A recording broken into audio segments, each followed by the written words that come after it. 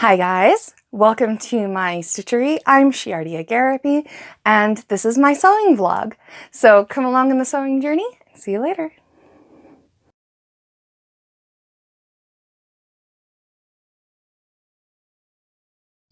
Hi guys, welcome to another Monday. I am so happy to be here, and while I didn't exactly get anything super finished, I did kind of mosey off onto a separate project for myself. Since I am recreating my wardrobe this year, I need to kind of start with my underthings. And for lots of people that means underwears and bras. In my case, that means bloomers and chemises and split legs and all kinds of things. Like, it's a whole thing to go under my corsets just to make me comfortable. So a lot of it is all hidgety, kimpidity, bunch of other made-up words kind of issued. So I have clothing that I kind of need to start at the underlayer first, which usually means a chemise and some kind of under legging of some kind. In my case, I kind of been calling them bloomers, but I think that as far as my research is starting to tell me, I think they're called like split legs or something. Don't know. So I'm gonna do a show and tell today to show you what I did this week and tell you how I did it, because I didn't really film any of it. I really wanted to just get these done. So that's what I did. All right, so I kind of want to show you what I did do, which before was my chemise, of course, and it goes fairly long. So I know that it has a few issues with wearing pants, and I do wear pants over my corsets. So I needed a shorter one. I also needed one that didn't have the poofy sleeves. So I tried making the pattern with this really cute shark material. Little swimming sharks all over it. And it's a double gauze cotton. And I just had a little piece of it, so I didn't exactly have a lot to work with. So I thought I came up with this, and it ended up needing a gourd that didn't need to be this big, but I mean, by then I'd already sewn it in, so I just didn't want to undo it. And I found out that this pattern requires this undersleeve portion for your sleeves. So like there's a piece that usually goes from here all the way up the sleeve and down and across the strap. And that is really necessary in order to make this ruching happen in the right kind of way and not have this gape open. I had to put in several adjustments, so I ended up putting in a little dart here and a little dart here on both sides in order to get it to sit comfortably on me. It doesn't sit the way I want it to sit, but it sits comfortably. And it'll do. It goes underneath my corset layers. It goes underneath everything, really. It's the very bottom. So most of it doesn't even show. And generally none of it shows. You couldn't even see it the other day. So, because I had it tucked into my pajama pants and nobody could see the big floof because my PJs hide lots of things. So that's been what I was making for a chemise. Now the bloomers had the exact opposite problem. And I'm going to call them bloomers, just FYI. I believe they're called split legs or something else like that, but I've been calling them bloomers, so we're going to just keep with that. So I made longer bloomers because the other ones were too short. They left me kind of at the knee, and then from my knee to where my sock began, that kind of calf section, was freezing cold. It was so cold. So I made longer ones. And that's what these ended up being. And they have this cute little kick at the bottom. Instead of making lace for these ones, what I did was made the pant. And then I added this little floof, this ruffle to the bottom here. So that's where the pant leg ends. And then this is the ruffle that goes on top. And it does cute little dancey dance, and that flares out the bottom of my pants, which for me is really important. So I made these, and they're still the crotchless version, whatever they're called, and that goes underneath my corset layer at the very bottom. And that I use instead of more traditional modern underwear on days that I'm wearing my corset, because modern underwear is really hard to pull down in order to get undressed, to go pee, to do things like anything you need to do where you need to, you know, squat. Doesn't exactly work really well with modern underwear, especially if you already have a bunch of layers on and if you have to like dig it out from under your corset layers and stuff. So I have these instead, which go all the way up to my waist so that they just cover everything important, except when I have to go.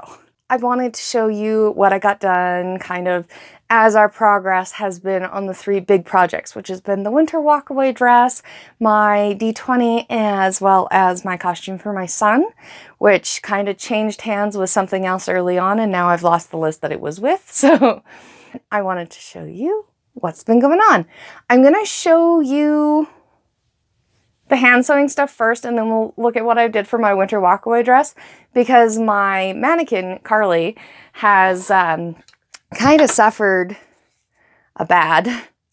So her leg has split, and now I can't, like, it's really split. So the screws don't stay in, which means when I put any weight on her, she kind of topples over. So I've taken her legs off for now, and she's kind of just sitting over there. And later today, I will go get a piece of wood from the garage and make myself a new leg. And then just screw this little mounting piece into it and put it on my dress form, and I'll be all ready to go. Luckily, I have those abilities. So I'm going to show you the hand sewing first. So, oops, that's not the one. Here we go. So I have these, which are the finished ones. And as you can see, those little tiny little stitches are holding down my bias tape now. So that's much better, and it looks cleaner and nice. And all my corners are tucked in, which is something you can see. You can see how my corners now look really nice. So that's what I've been working on for my D20. And I'm kind of in the process of turning like this kind of mess into this stitched, of course. So I've got like a thread here dangling from it, because that's this project. I have a few still to go, plus the base of the D20. And then I can finally switch gears and start working on the bias tape for the top layer of the closure. And then I can work on all the pieces stacking up so that I have it all piece by piece. So there's like the base layer and the middle layer and then the top closure layer. And then hopefully that means I will actually get to like the embossing and the numbers and all that cool stuff that's just finishing stuff. I cannot wait. It's going to be so cool. I'm excited. And as long as I keep being excited, I will get through this really slow hand sewing, because this is going to take forever. But I mean, I have a lot of hand sewing, so I kind of have no choice. Hi guys, welcome back, and welcome back to my living room. As some of you might have known, if you'd seen my Cruella videos, I did start filming in my living room, and this is primarily where I sew for hand sewing. So I'm going to be here, I've got King G right here, I've got my D20 in here, and hopefully I can get some hand sewing actually done.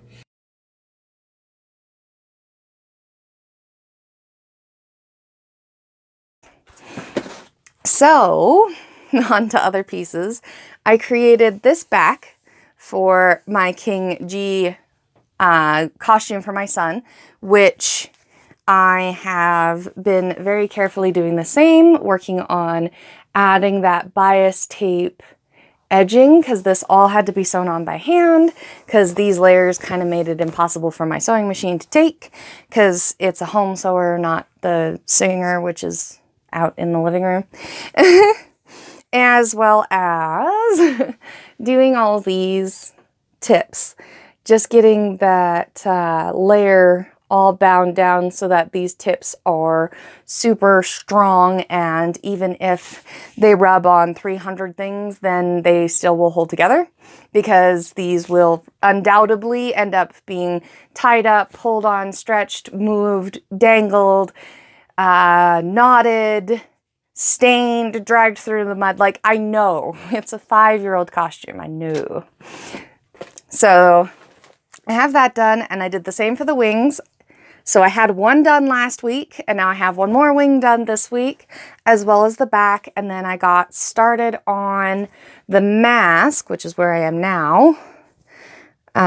Sewing on, here we go, there we go. Sewing on the nostrils so that we have all of these nostrils bound down. And then I'm going to go and kind of finish up with the yellow threads. I'm going to bind down this bias tape on the back here. And then I'm going to do the same on the mask portion here. All of this is going to get bound, and then all of this on the mask one is going to be completely touched up. So all of the one that's on the mask, this one, are all going to get the same kind of edging that's been done to this one. Whereas I left the regular sewing machine stitch on like the wings and stuff, simply because they're probably not going to get ripped and pulled on in the same kind of manner as the mask. The mask will probably get a lot more touching. And then the other two heads, I plan to just go in and do the nostrils, the detailing, and then that's it. Because this is going to get sewn down to his shoulders. So this isn't going to be in nearly as much of a lift up, flip over, touch, pull down, readjust, ooh, peekaboo kind of thing.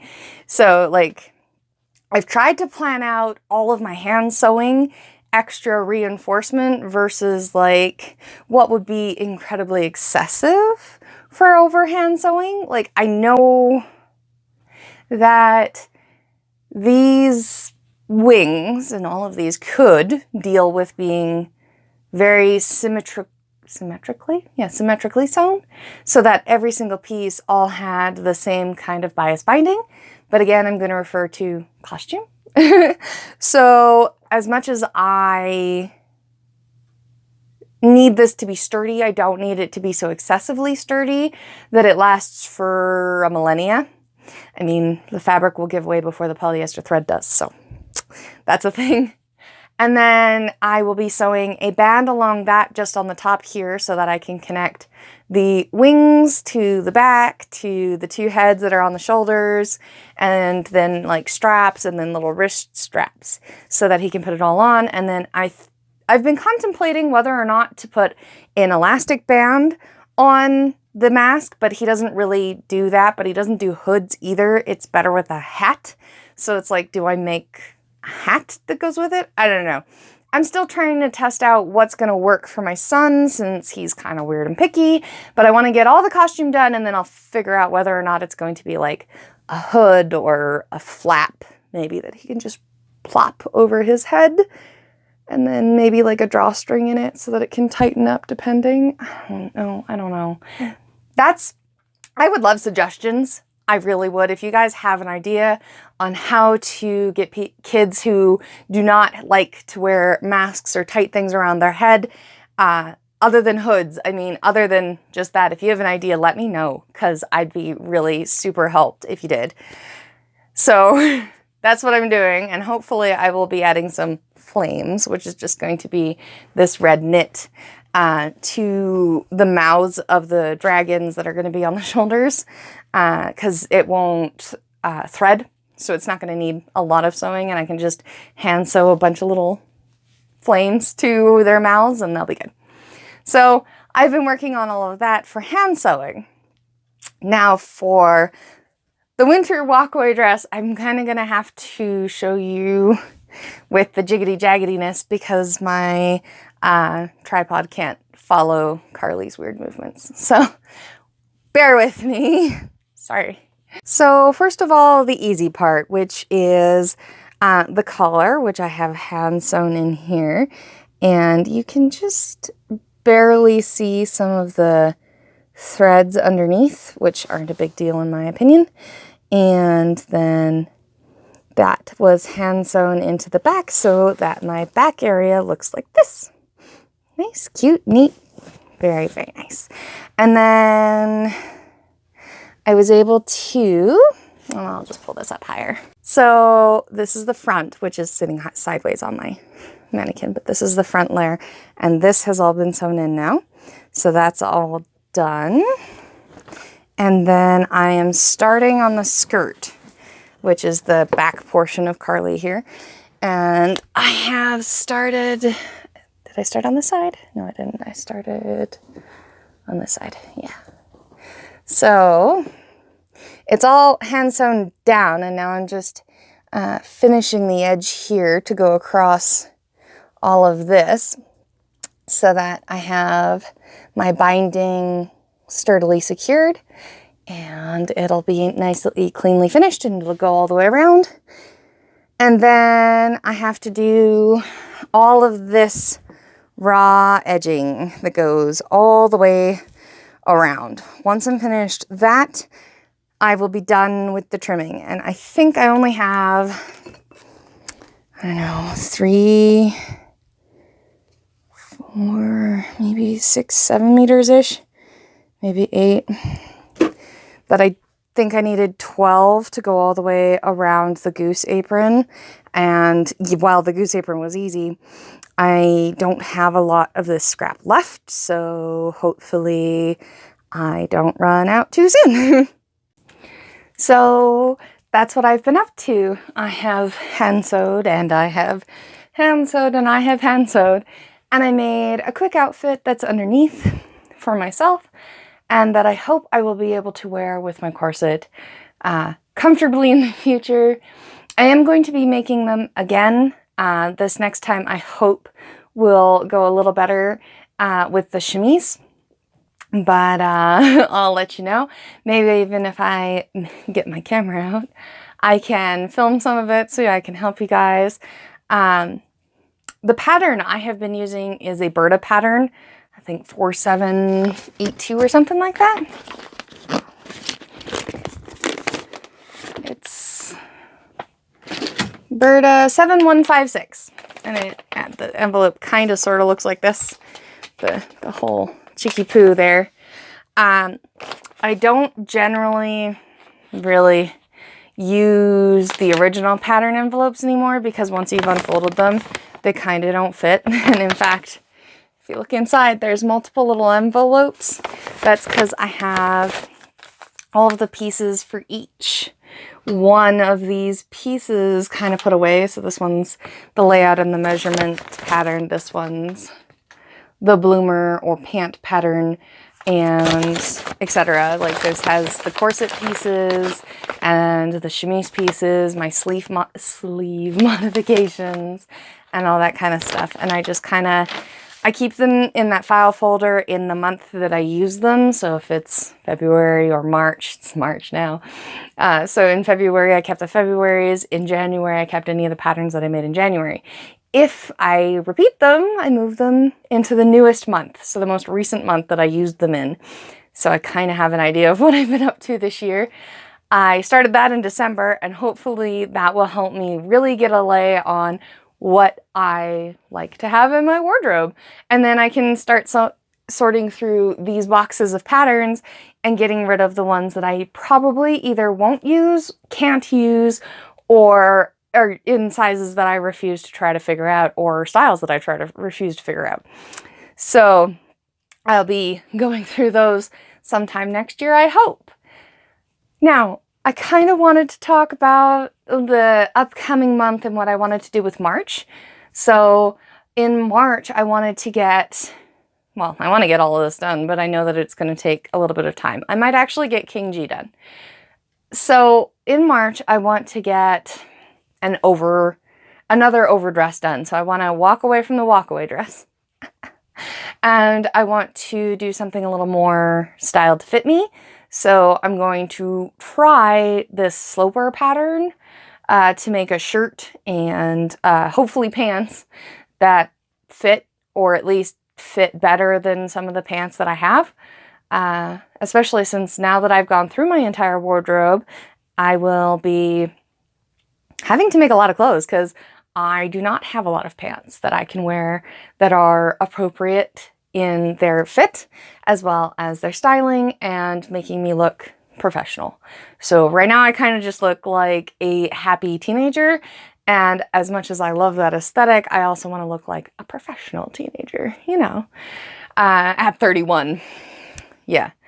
I don't want to look like a professional 30-year-old.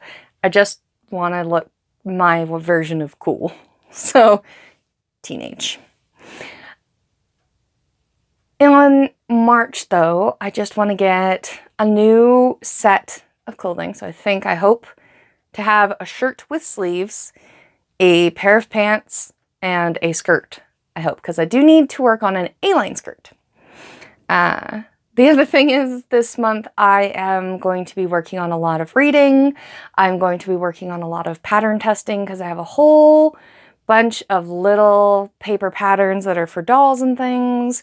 I have a whole bunch of little patterns for a new corset that might fit a little better than the one that I made from that Burda pattern, which doesn't fit very well. It is a little short in the length in the front, and it's a little too long under my shoulder blades in the back, and just, it's a whole kit and caboodle of things. I need a slope underneath my shoulder blades. I need the correct cuppage and sizing to my cuppage, because that is made for like a size 16 and I'm like a size 24 in that pattern. So there's that. So that's kind of what I want to get done this month, is I want to get the 3 patterns to go, and then I want to test a whole bunch of other patterns and see what they kind of look like. In videos, I am still going to be releasing every Monday the video vlog here, and I'm going to be trying to keep you up to date on what at least has been going on in my stitchery here. And I have a whole bunch of new projects. This bin is projects for my clothing.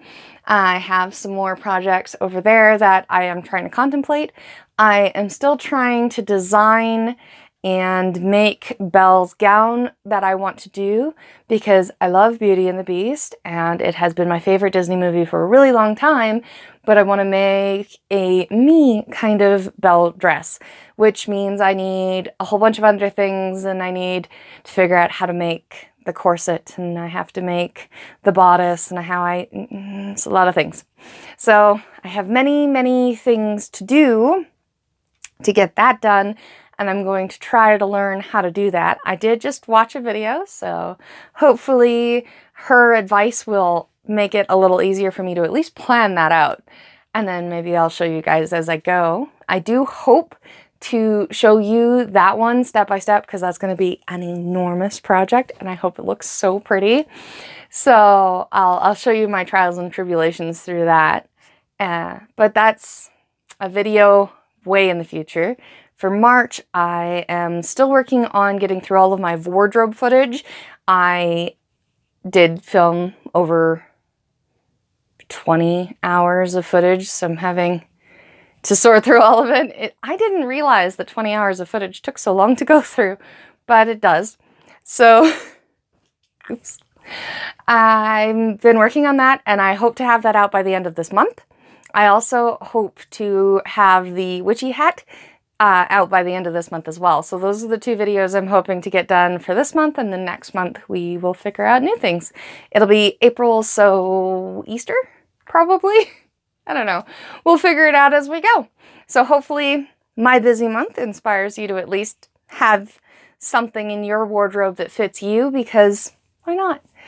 And if you wanted to help me out with my costumes or anything else, my community is going to be here on YouTube. I will be paying attention to all of your comments, and you can always hit me up on Instagram if you want to DM me. I have DM, PM. If you want to message me, you can use Shiardia Garapi on Instagram, and I will answer your questions to the best of my ability. Note to that, please keep it appropriate. I do have a child, and I do not want to see things on my Instagram or on my YouTube that are inappropriate for his eyes. So all those comments will be deleted immediately. Got it? Awesome. So that's everything for this week. I hope to see you guys next week, and see you later.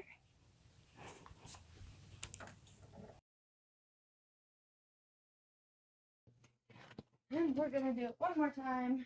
Hello. We're gonna go, hello. Yeah, angry. Angry.